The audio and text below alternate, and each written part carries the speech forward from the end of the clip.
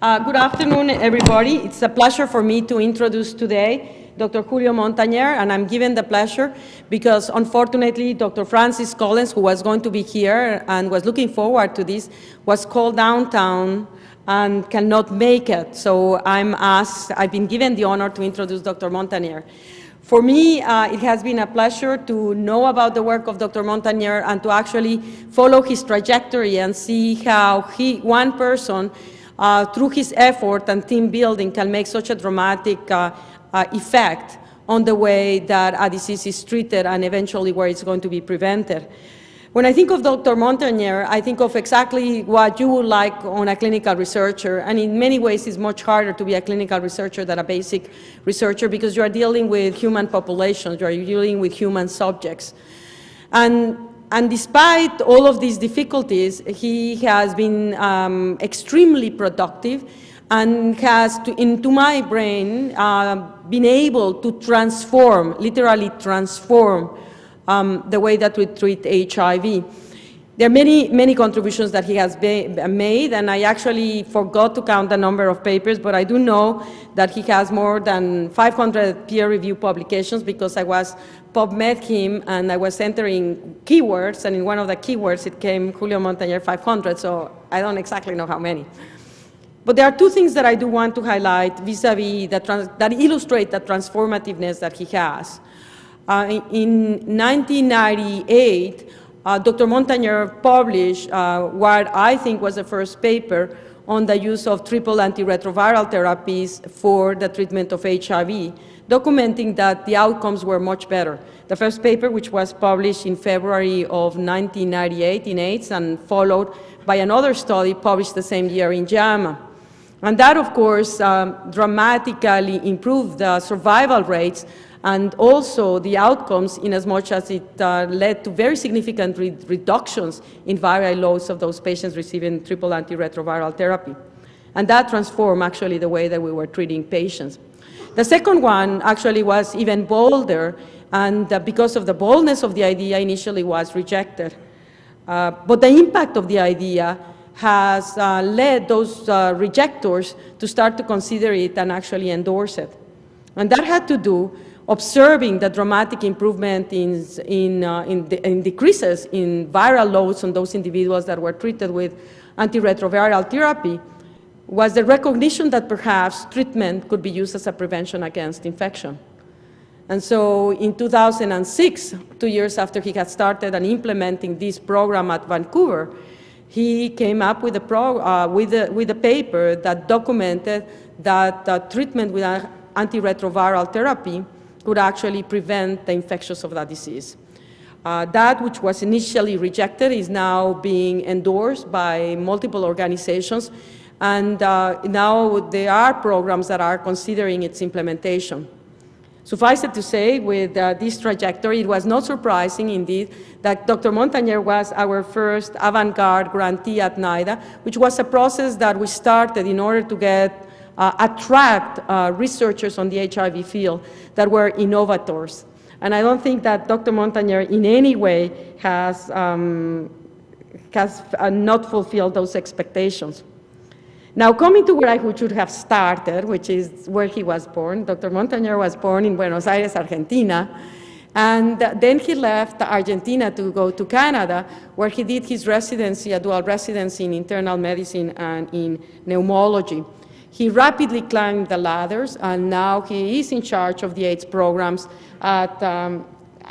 in Vancouver, and he's at the St. Paul's Hospital, and he has many titles, and I don't want to spend time on titles, except I do want to state that he is the president of the International AIDS Society, and this reflects not just the quality of his scientific research and vision, but his ability to advocate to do the right thing.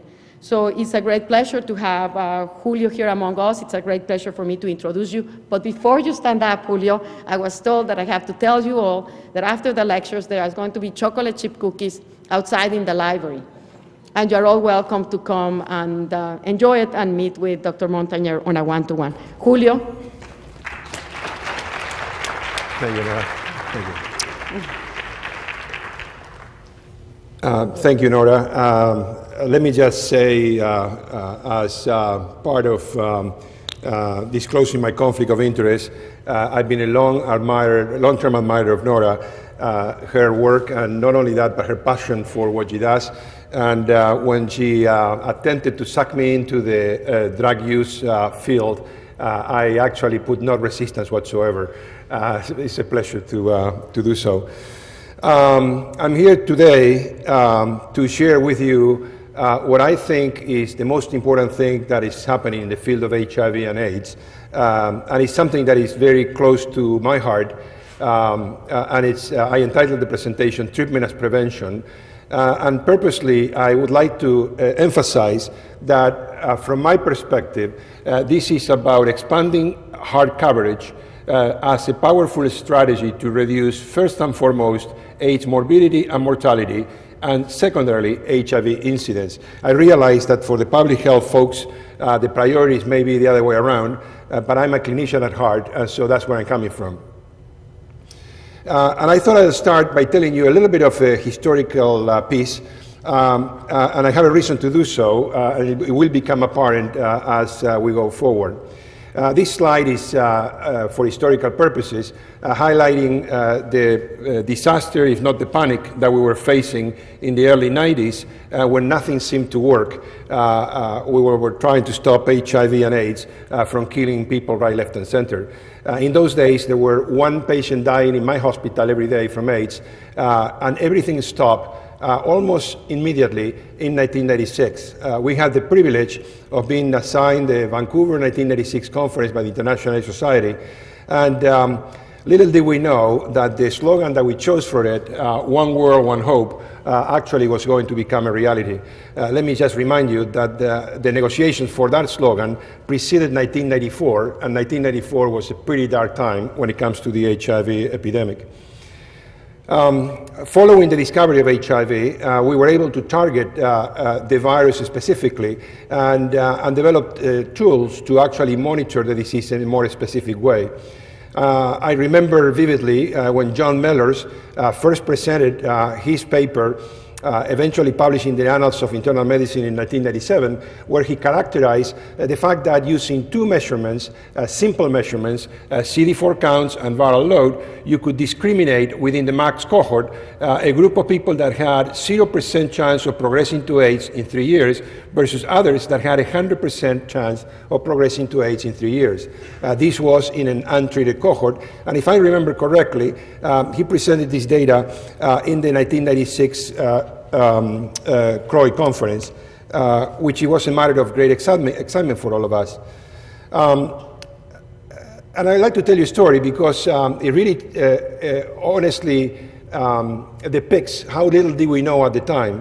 In 1984, I managed to convince a pharmaceutical company, Boehringer Ingelheim at the time, that they gave us access to a drug that had been discarded by a number of investigators, and we thought that we could try it in combination with two nucleosides as part of a triple therapy in naive individuals. It was a pilot experiment designed to see what happens, pretty much. We didn't have viral load then. We were measuring viral culture, time to viral culture positivity as a surrogate of drug efficacy. And in December of 1995, Mark Weinberg, my good friend and senior virologist of this, my first international trial, came to me and he said, Julio, your study is actually a failure. And I said, well, what do you mean, Mark? I said, well, you guys are messing up the samples and I cannot grow the virus. And that was bad news at the time. I turned to him and I said, Mark, could it be that the drug is working? And he said, no, Julio, we've never seen something like this. And I promise you, he still has lots of respect on my part. And what happened was that actually, unexpectedly, when we retested those samples using a new technology, at that time it was not available, it's called plasma viral load, I suspect you know what I'm talking about, we found that approximately 2/3 of the patients were becoming undetectable in the first 4 or 8 weeks of the study, with those treated with double therapy rebounding and those treated with triple therapy rebounding like that as a very low viral load. Unbeknownst to us, Trip Gulick was doing the same thing with triple therapy now using a protease inhibitor, Indinavir. And it was these two trials that allow us to conclude that you could actually suppress viral replication effectively in people infected with HIV if treated de novo with triple therapy. And we made actually an extrapolation thinking that, well, perhaps what this meant, if we take people from this column here, high viral load, to this column here, low viral load and better CD4s, maybe we change the prognosis. That was the basis for the 1996 JAMA International AIDS Society USA guidelines that were adopted that very summer. Let me remind you, 2 years before the papers were printed, so that by the time that the papers were printed in 1998, we had already achieved an 85% decrease in mortality in the province of British Columbia. I do believe that we had to be careful and move with the evidence when the evidence is available. But when the evidence is not available, we need to be careful not to defer implementing what we know it works until the ultimate piece of evidence falls into place. And that's the reason why I wanted to start here, because I think today we're wasting a lot of time gathering evidence and not doing what we should be doing. I'll get back to that at the end of the talk. So life expectancy already at that time was climbing rapidly, and as I always say, this is a work in progress. It is likely that today, people infected with HIV appropriately treated with modern antiretroviral therapy are looking at several decades of healthy life ahead of them. Now, by 2004, it became clear to us that our approach to the treatment of HIV was actually not the wisest. We were waiting until people get sick. We were basically engaging more and more people in antiretroviral therapy, and we were having no impact on HIV transmission. So at the end of the day, we basically were buying ourselves a mortgage that it was much bigger than we could afford. And I'm talking about British Columbia now. I'm not talking about the rest of the world. So we started to look into something that we actually knew, but we were too shy to discuss in public, the fact that antiretroviral therapy can decrease HIV transmission. We did so as out of the spirit of self-preservation. I'm being perfectly honest here today. I'm not hiding any data. What happened was that our Ministry of Health came to us and told us we were spending too much money on antiretroviral therapy and they wanted to put a quota on our program. And we turned around and we said, "You're out of your mind. Why are you going to do that? I mean, we're the victims of the failures of your prevention program. You need to treat more, not less. If you treat more, there will be less infections." And they looked at us and they say, "What is the data?" And I said, "Well, I mean, we know that anyways. You should trust us." But they didn't. And I said, "Well, look, give me a little bit of time. I'll put the data together. I'll get back to you and see what happens." One night, about 4 o'clock in the morning, I woke up and I said, "Oh, shit. This is much bigger than I ever anticipated." I actually realized that if we were to treat in extremis to a large number of people in a utopical situation, we could actually control the spread of HIV altogether, and maybe over a generation or two, we could actually stop the whole thing. Now, of course, that's madness, and I was not going to recommend that, but that was a utopical scenario that allowed me to conceive the fact that if we expand the treatment, we could control the epidemic, and I'll get back to that later in a moment. So, the basic premise here is that HAART can reduce HIV transmission. Well, we know that HAART stops replication of the virus immediately, very, very quickly. Otherwise, one dose of nevirapine would be of no use in the pregnancy setting. When we do that, HIV levels fall to undetectable in blood as well as in sexual fluids. And therefore, sharp reductions in HIV transmission are expected to occur. Now, let me be perfectly clear. This was never conceived to be a fight between prevention and treatment. Prevention works, is cheap, is available, or it should be. There are harm reduction strategies that we should embrace and promote. We should be doing more and more of all of the stuff that we know it works. Unfortunately, human behavior being what it is, not everything works all the time, and so doing more to decrease infectiveness in the community may be a good idea. And if one day we have new strategies and technologies, and hopefully one day we have an effective vaccine, we threw all of these into the same pot, we should have a very good strategy to stop HIV. And I would like to argue that on top of that, we are going to need treatment. So, do we have a proof of principle that treatment stops transmission? Of course. It's been looking at us on our face, staring our face all along. Look at this. infants exposed to HIV and born HIV positive.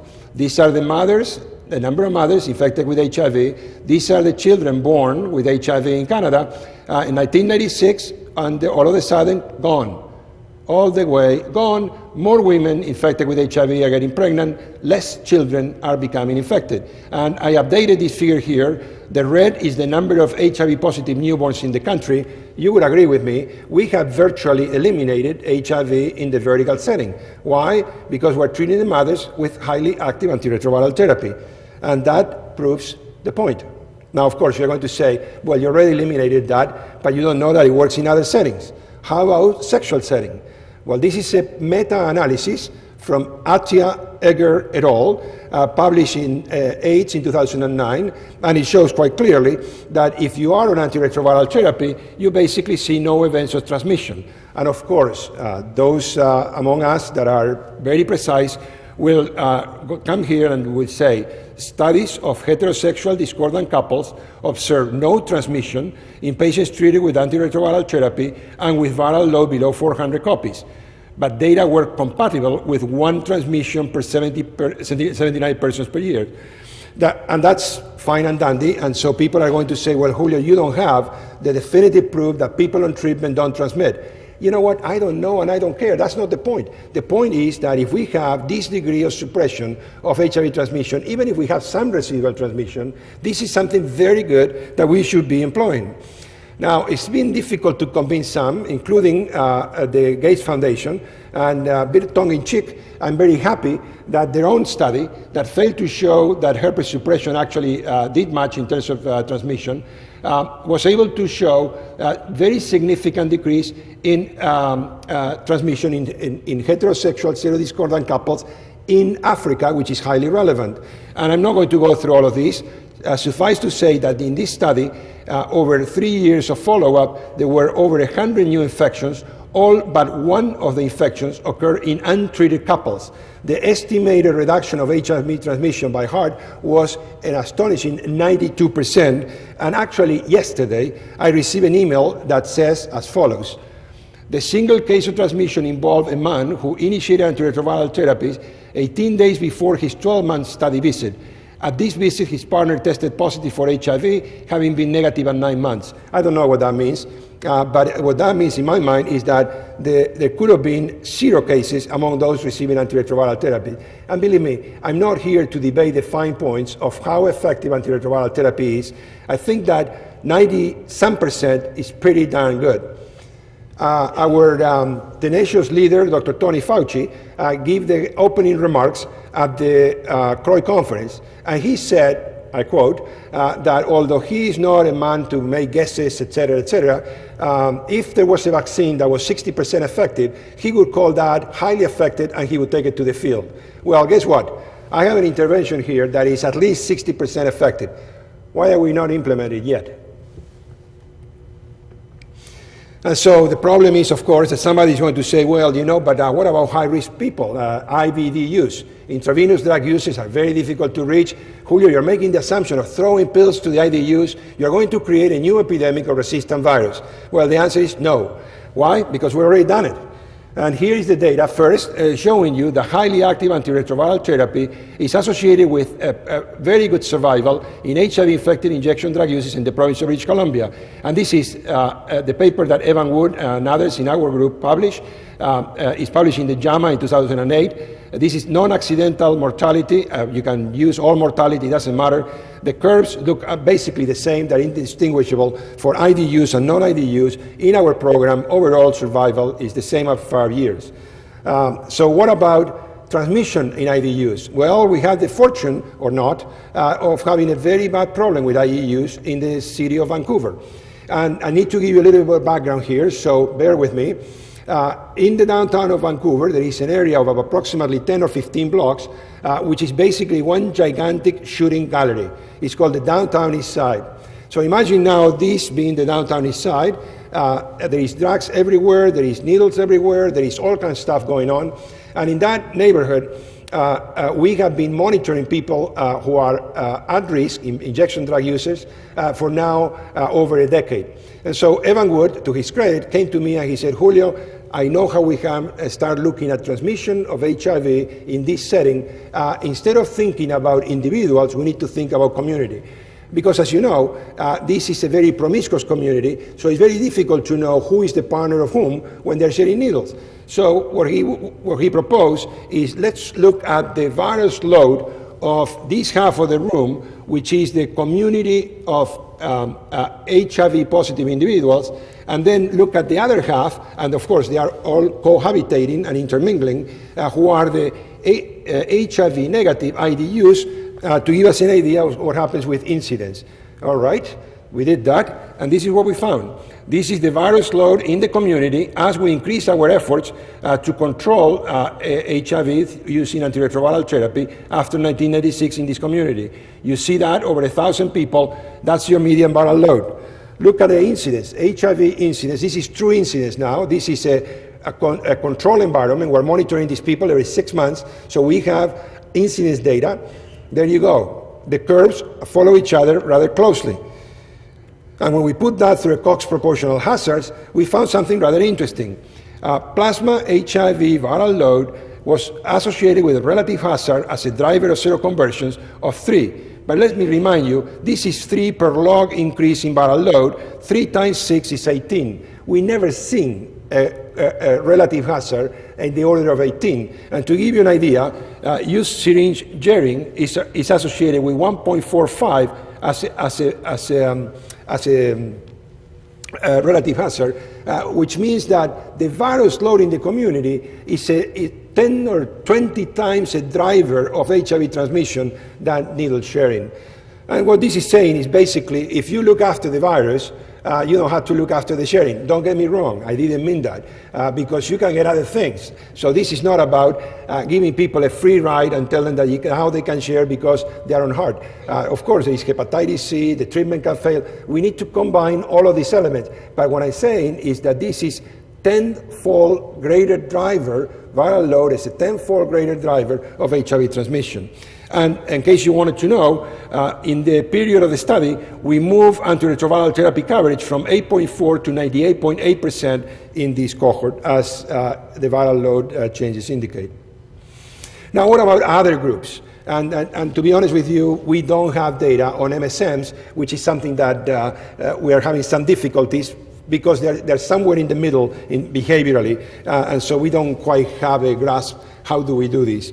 But we have populational data. Populational data pertains to the whole of the province of British Columbia, and the epidemic is driven largely by MSMs in our province, so this should be helpful.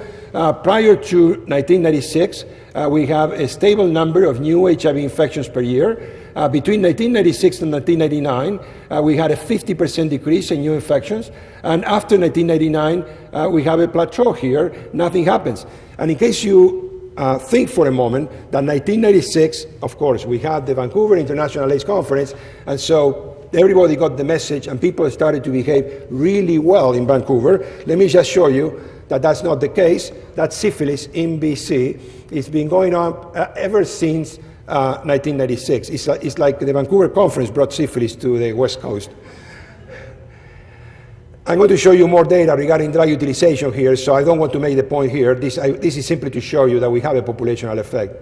We used that slide back in 2005 to make a very rough back-of-the-envelope calculation regarding what would be the cost effectiveness of treatment once you integrate in that the effect on prevention. And so this is me playing economics, right? I mean, with all due respect to the economists. So we argued that there were 800 cases a year being diagnosed here, I know that. There were 400 cases here, pretty stable, after 1999. By this time, our antiretroviral therapy program had stabilized. And we therefore, in 2005, when we did this slide, we said there are 400 cases of HIV that did not materialize. So if that is the case, we can now use those figures, and using contemporary data, we use the most conservative figure for the cost of HIV treatment, $250,000 per year, per lifetime. We multiply that by that. It's convenient because 4 times 25 is 100. And then you end up having an averted lifetime treatment cost of up to $100 million.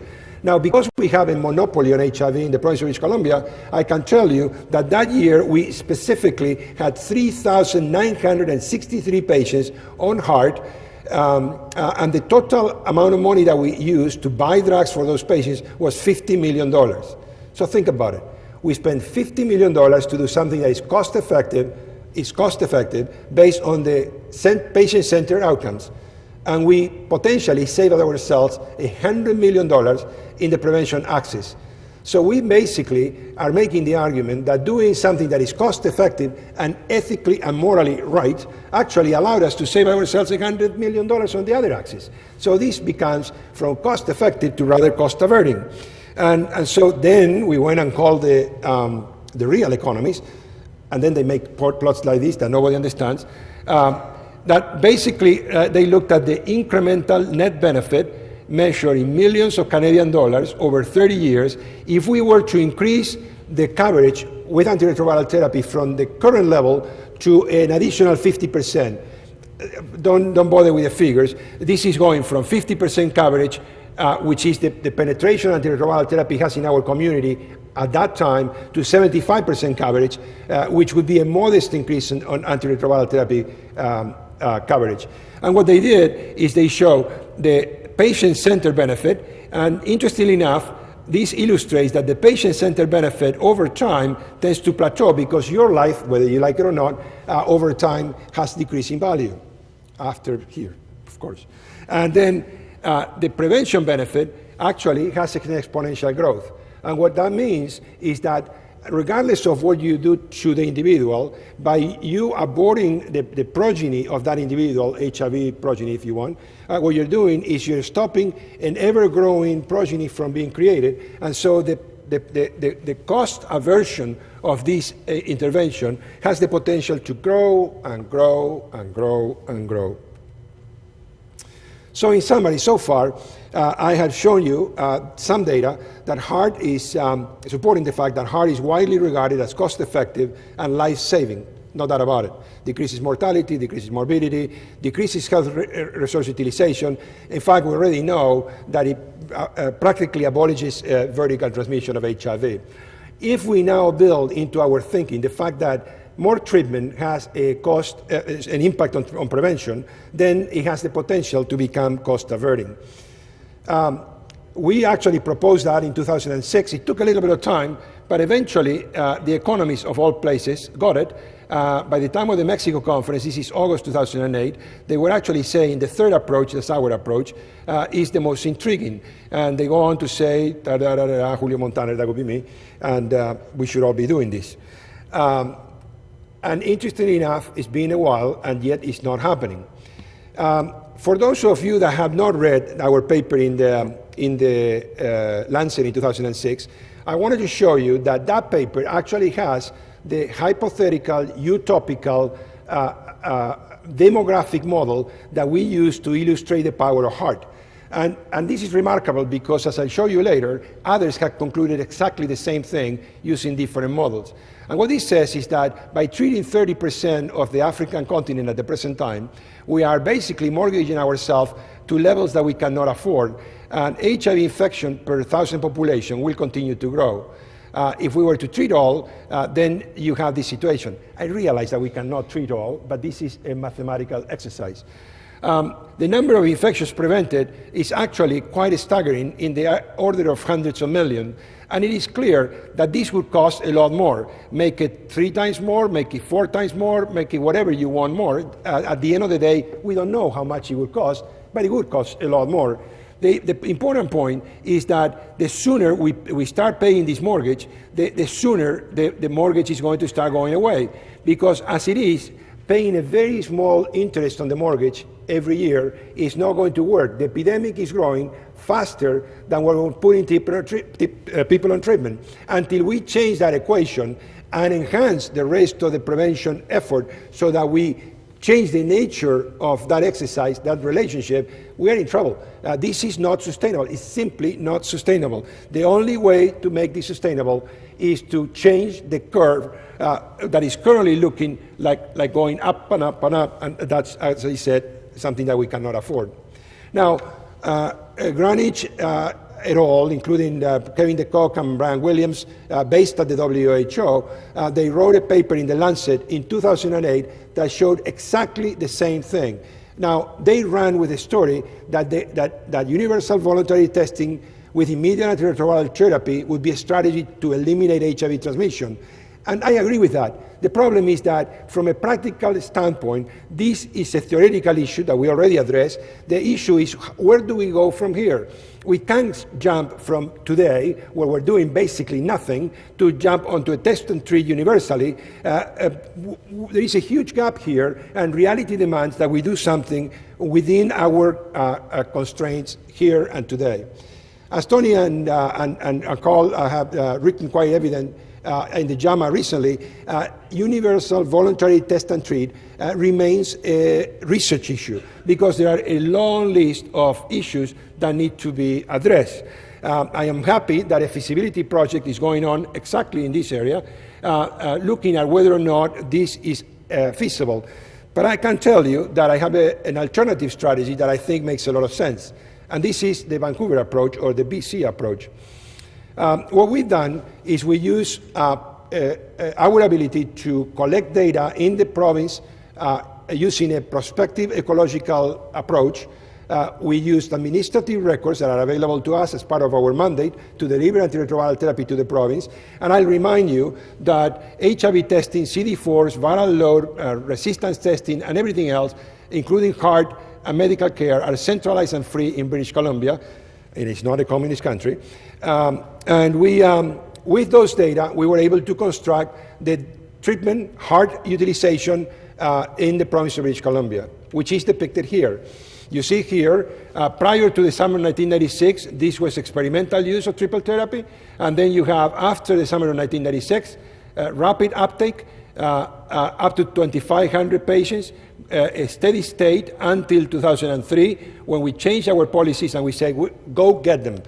We need to get more people on treatment. And since then, not quite with the same slope, a slower slope, we were able to increase the number of people from 2,500 to approximately 5,000. That offers a very nice opportunity to see what happens with new HIV infections as we go forward. Before I go there, let me reassure about something that has emerged recently as a very controversial issue.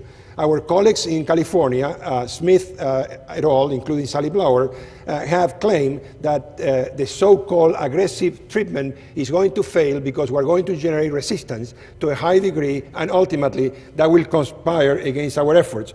So much so that a reputable Times CNN effort reported that a new study raises concerns about HIV drug resistance, and they carry on to say that this will sabotage the test and treat. Well, I hate to tell you, they have a mathematical model, we have the data, and they are wrong. Because the incidence of resistance in the province of British Columbia over the last so many years has gone down actually in a very impressive way. That's a log scale, in case you wonder. And the viral load undetectability at a populational level, this includes good people, bad people, tall people, short people, IDUs, non-IDUs, this includes everybody, homelessness included, everything. This is the rate of success. Let me just show you here, we're operating at 90% success. And I don't take personal credit for it. We're just running an effective program in a socialized medicine environment. So this can be done, and it should be done. Resistance is not an unescapable outcome or expansion of antiretroviral therapy. And please notice that this is happening at the time in which we double the number of people on treatment in the province of British Columbia. So with that in mind, let me show you then, again, what happened between 1996 and 2003. We increased HAART uptake. You see the decrease in new HIV diagnosis. We never had a focus on IDUs at that time.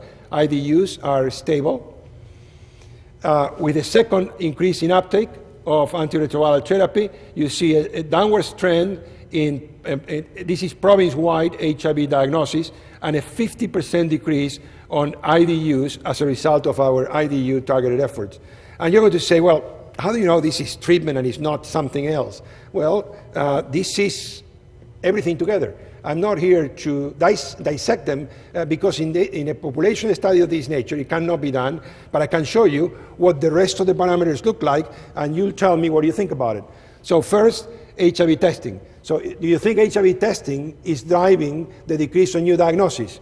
Well, look, the good news is that we increase the number of testing every year. The bad news is that there has been a modest increase from 150,000 to 180,000 between 2004 and 2008. So yes, lots of testing, but it doesn't look all that impressive. Do you think that is due to other things? Well, take your choice here. You have Hep C in the period of interest, stable in the province of British Columbia, chlamydia actually increasing, syphilis is never gone away, and gonorrhea in British Columbia, a steady increase. So it doesn't look like neither hepatitis C or STDs are actually gone away or getting better. So it doesn't look like risky behavior is a cause for it. So what about viral load? That's looking good. Viral load, look at what happened. This is our sort of poor man's version of frequency distribution per year for viral load in the province of British Columbia. Let me remind you, there is only one place in the province where you can do the viral load, so we have all of the viral loads in the province. This is stratified by non-IDU and IDU, and what you see is that we have had some impact in driving down the viral loads in these communities, particularly the higher viral loads. So what you see here is that there has been a really nice expansion of the number of people in both lots who are actually HIV undetectable. This is particularly apparent in the IDUs, where the fraction of people with undetectable viral load was very little in 2004, and actually has become the majority of patients in 2009. Now, having said that, if I now show you data for everybody that has a viral load in the province, whether or not they are on treatment, there is a lot of room for improvement.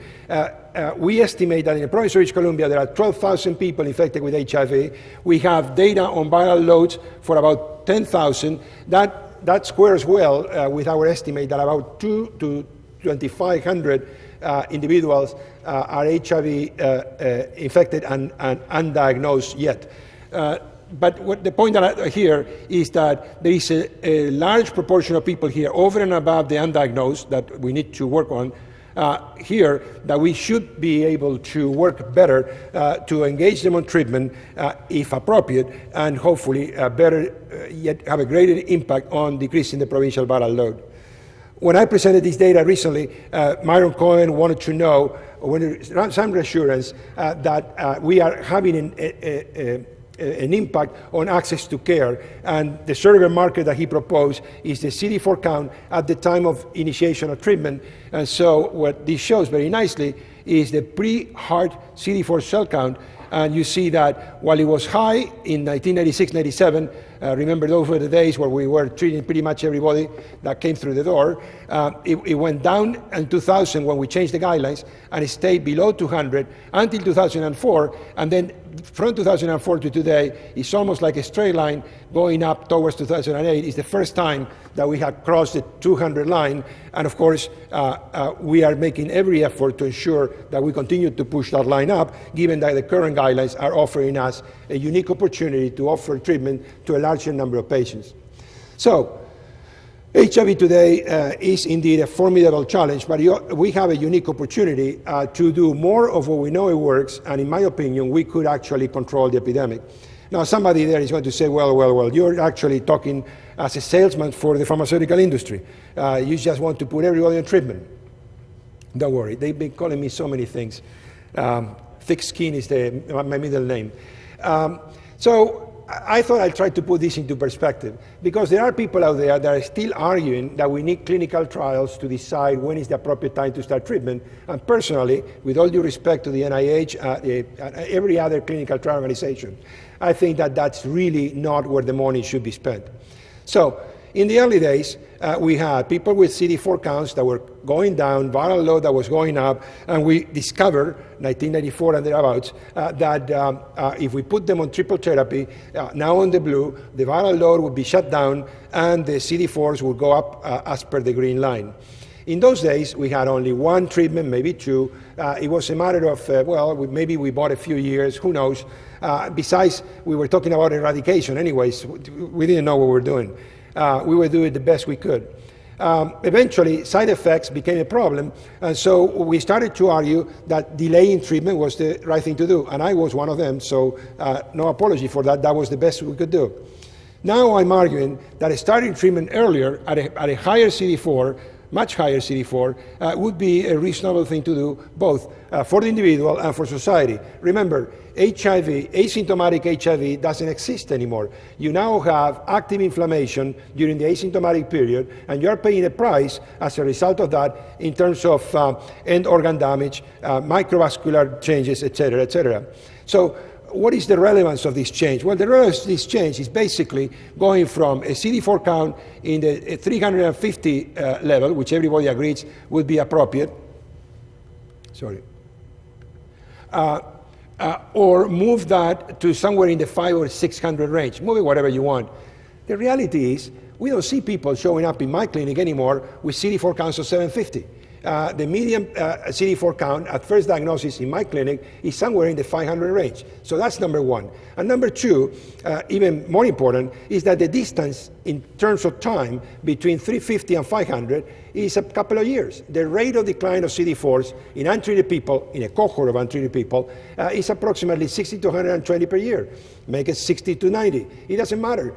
We've been there, we've done that, we've done the studies, we know the natural history of HIV. So we're talking about changing the time to start treatment somewhere around 500. The DHHS says so. So at the end of the day, all I'm saying is, why don't we just buy into the guidelines, use treatment as aggressively as we can within that threshold, and see what happens. And then you're going to say, well, the problem is it's going to cost an arm and a leg. So Ruben Granich from the WHO presented this poster at the CROI, where he looked at the current guidelines for Africa, the current use for Africa, the guidelines of 200, 350, 500, and immediate.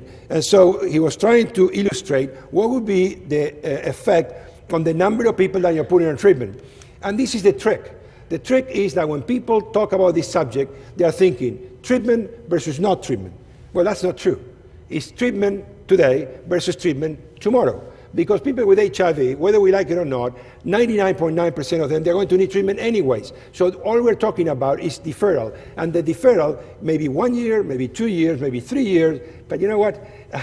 It's not going to be any much more than that, except in the case of elite controllers, who nobody's arguing that they should be treated anyways, and they don't represent a challenge for the transmission of HIV from public health perspective anyways. So, using the current rates of utilization of treatment, this is the number of people that you have on treatment, and of course increases. Notice that after 500 to immediate, it makes no difference. Now, this is the number of deaths that you would avoid if you do so, or the number of deaths that you would have. So you go from a situation here to a situation there, so somewhere in here, you're really saving a lot of lives by using more treatment. Now, what about cost? Because this is all about cost, right? Well, cost, as it turns out, is going to balance itself, because at this end, yes, you're treating less, but if you're going to treat the tail of the epidemic that is always growing, you're actually treating less, but you're treating less but more every year, because the epidemic is growing. On the other hand, as you move up the ladder here, what you have is, because there are less infections being generated, you are actually containing the growth of the epidemic, so you're doing something better from the patient's perspective, from the public health perspective, and it's costing you the same amount of money when you look at it beyond the immediate expenditure.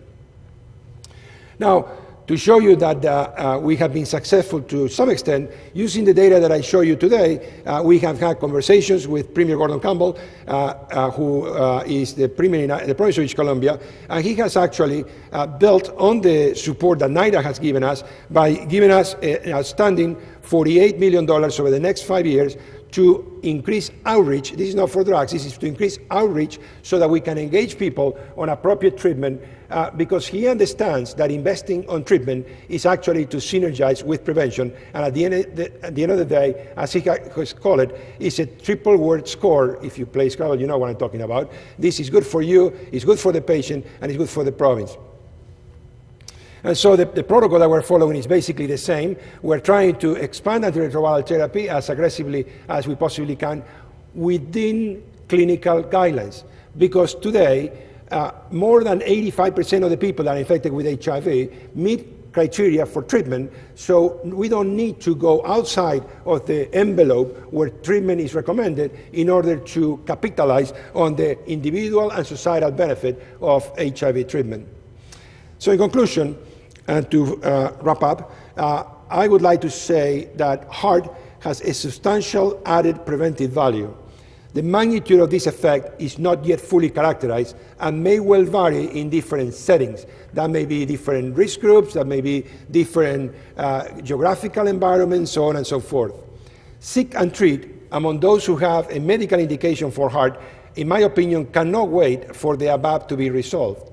Many lives will be saved and much insight will be gained from closely monitoring a more aggressive rollout of HAART within the current medical treatment guidelines.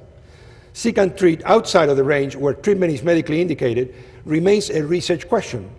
However, treatment guidelines leave few outside of the treatment envelope, and therefore doing one versus the other may be a bit of a problem.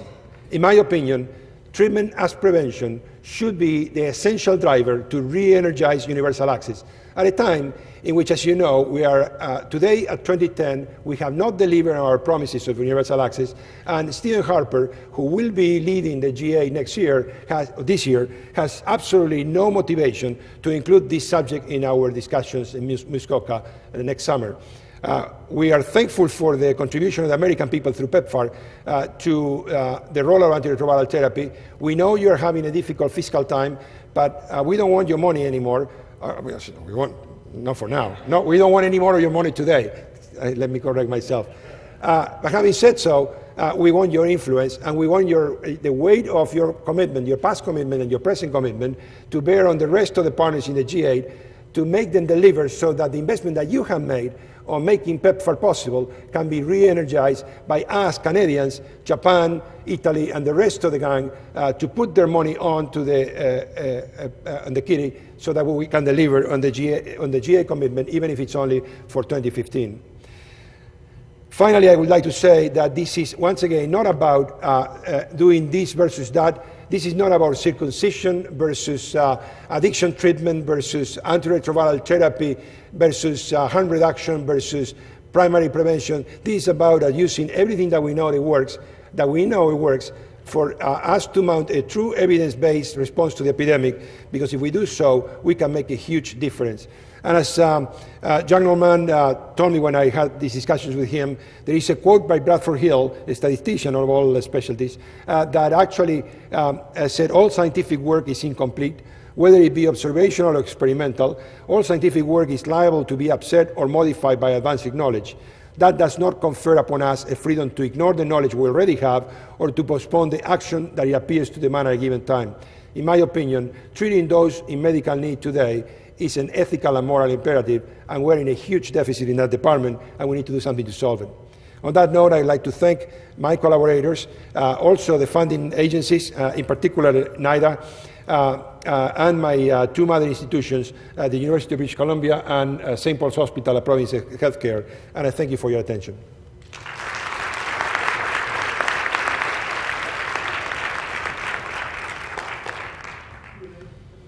Sure, I'll be happy to take any questions or comments.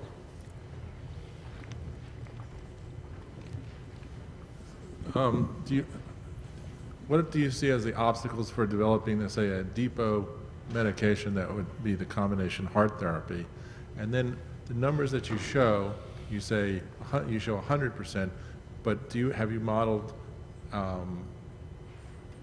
smaller number or a larger number of what you would have to treat to effectively bring down the infection rate in the population? Thank you. Excellent questions. The first one, you'll be happy to know that the pharmaceutical industry, at least one company that I know of, is using nanoparticles to do a slow release of TMC 278 in particular. That's the one I'm aware of. And I suspect that if that comes to be, there will be motivation to do the same with other particles. It's tricky because you want to be sure that these are safe molecules. I mean, I'll do it with 3TC, but I may not do it with, I don't know, more toxic molecules. But I think the day will come when that could be a reality.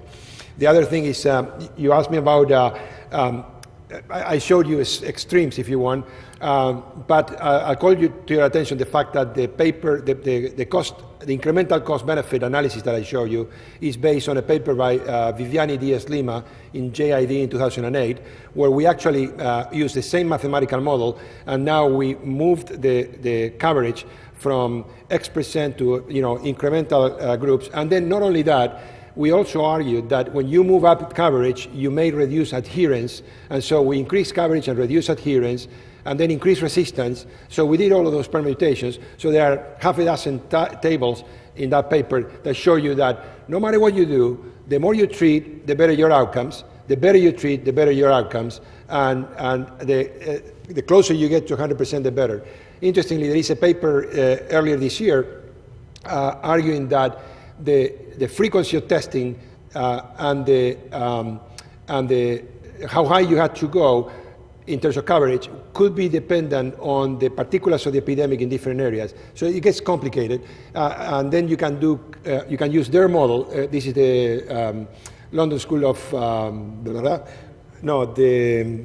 Imperial College. Imperial College did this paper, and what they did is they showed that the cost effectiveness varies depending what assumptions you make in terms of a homosexual-driven epidemic, heterosexual-driven epidemic, IDU epidemic, and so on and so forth. So all of this is variable.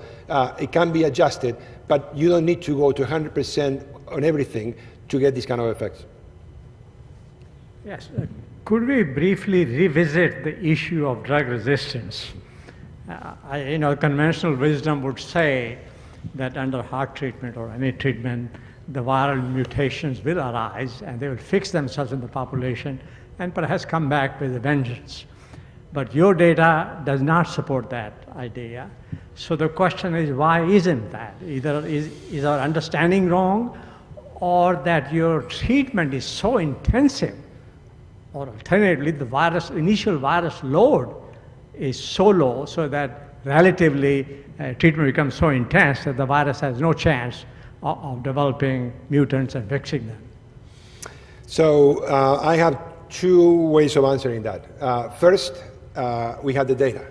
So obviously, conventional wisdom out the window once we had the data. The second one is that you don't remember, but we already did the experiment. In fact, I did it, and a number of people in this audience did it. Remember 1994, 1987, 1996? We were treating people with ACT monotherapy, with 3TC, with ACT-DDI, with ACT-DDC, D4T-DDI. Remember that? We don't want to admit that, right? In 1996, when we switched everybody to triple therapy, Richard Harrigan, the head of my virology lab, one day came to me and he said, Julio, just for the fun of it, we done the baseline, because we wanted to know what was happening. We done the baseline resistance on everybody that we had informed consent and within the treatment program. We get informed consent for, well, in those days it was easier, but anyways. So, whole pile of them. And he said, you know what? Everybody is resistant. Why? Because the treatments were partially suppressive. And 3TC gives you resistance within weeks.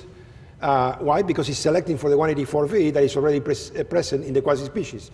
And if you were taking ACT3TC for, say, a year, you are likely to have a lot more resistance. And yet, we never saw a 184V-driven viral resistance. And then you're going to say, well, but 184V is different because there is a fitness issue. Well, actually not. That's what happens with all of the mutations except the NNRTI resistant.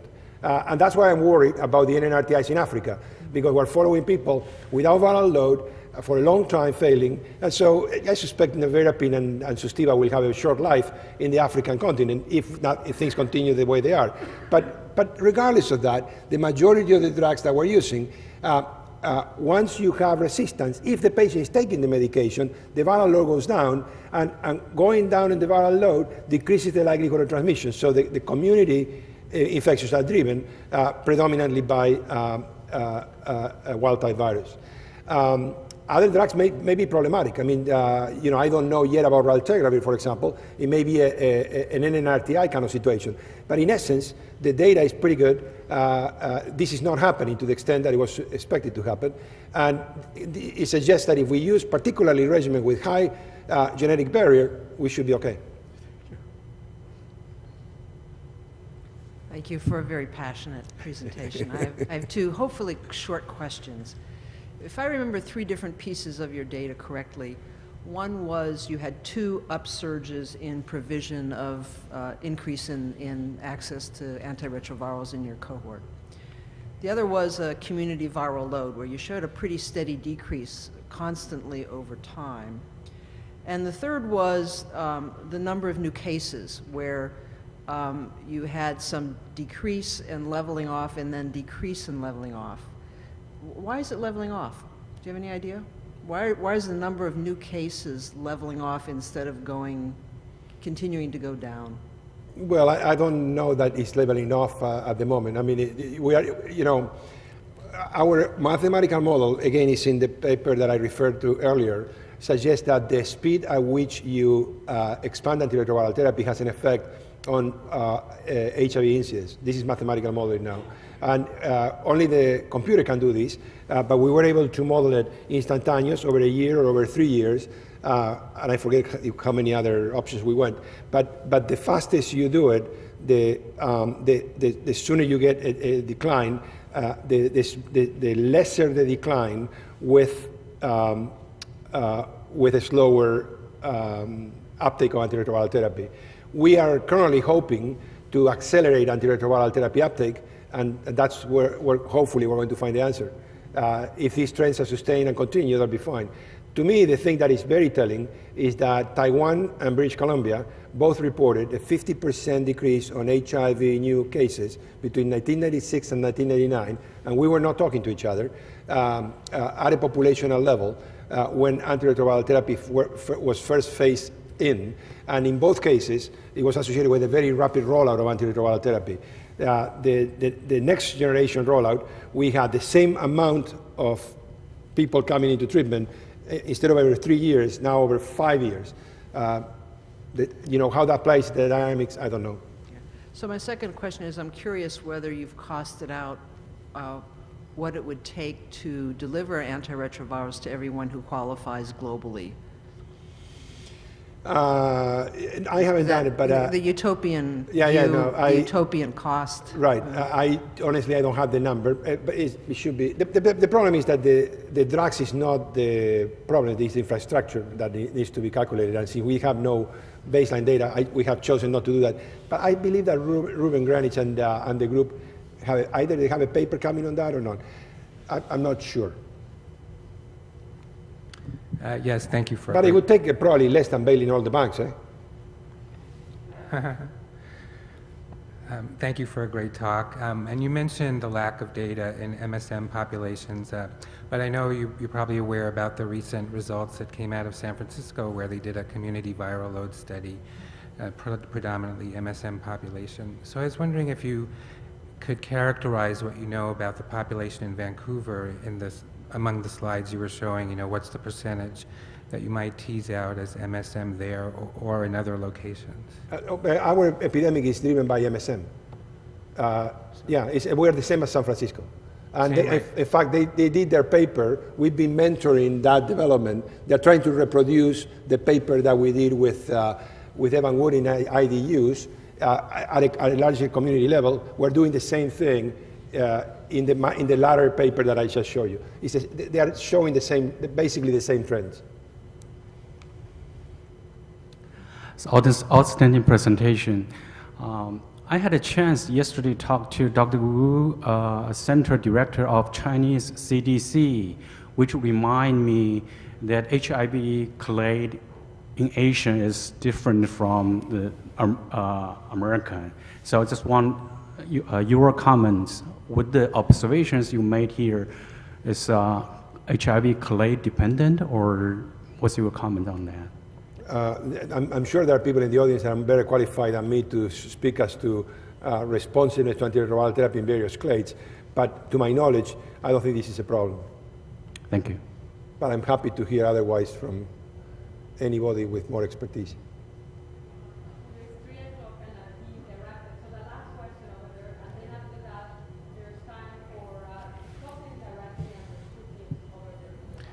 In addition to the biomarkers of viral load and CD4, since delaying therapy, like in other chronic disorders, let's say multiple sclerosis, might produce permanent damage to CNS, for instance, do you have any arguments where you can just put together about the microglia, about some kind of measurements that show the community that the patients are suffering damage? Well, I think that that's where some of the cohort data has come out, arguing that earlier treatment is better. And as you know, the DHHS panel in the January edition actually, I think it was December 1st of last year edition, elevated the CD4 count threshold to 500, although the experts were divided as to, how heavily to endorse that recommendation. We are currently discussing this in our group. As I said, people who have cardiovascular disorders, people who have dysfunctioning kidneys for whatever reason, whether it's HIV, nephropathy or not, people who have pulmonary hypertension, concomitant hepatitis C, hepatitis B, currently they do have a formal recommendation to use antiretroviral therapy regardless of CD4s. So the window to offer people treatment for their own benefit is huge. I do realize that then there is an argument about the seek and treat beyond that, but why are we all spending so much time arguing that when we should first and foremost treat all of these people who do have a medical indication and they're not being treated today and they have a benefit to derive from it. Thank you very much.